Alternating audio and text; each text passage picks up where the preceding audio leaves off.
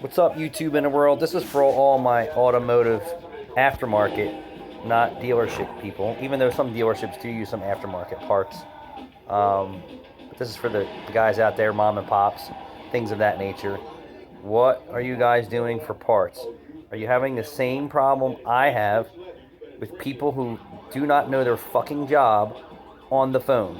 They don't know an EGR valve from a fucking vacuum diaphragm. They don't give a shit. You ask for brake line, 3/16 brake line. They send you 3/8 rubber hose.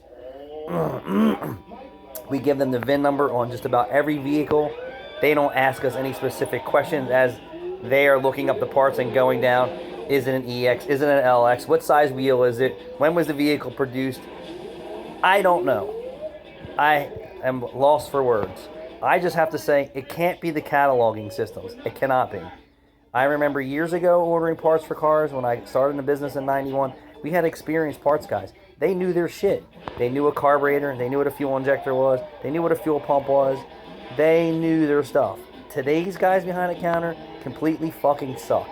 And I don't care if they say that they're ASC parts certified from the fucking Cracker Jack box.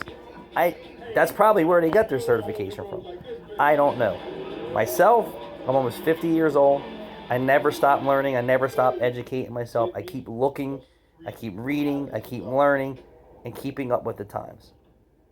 There's young guys on the phones. There's old guys on the phones. I don't know. It doesn't matter if I call Pep Boys, Delran, Eastern Auto Parts, AutoZone, Advanced, Napa. We always wind up with the wrong shit. We ask for the part that we need, and it goes on every day. From simple stuff like brake pads and rotors.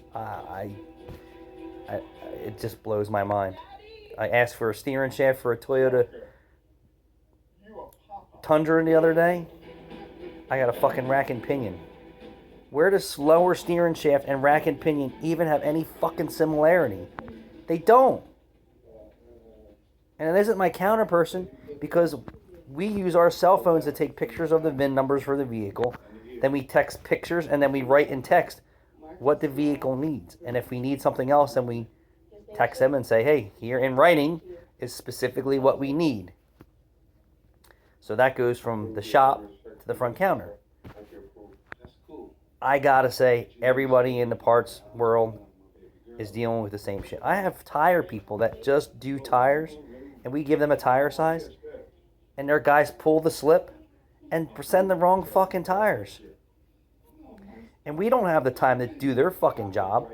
And as soon as the parts come off the truck to say, hey, dude, you got the wrong tire size. You know what I do? Figure that out when I go to put the tires on the car.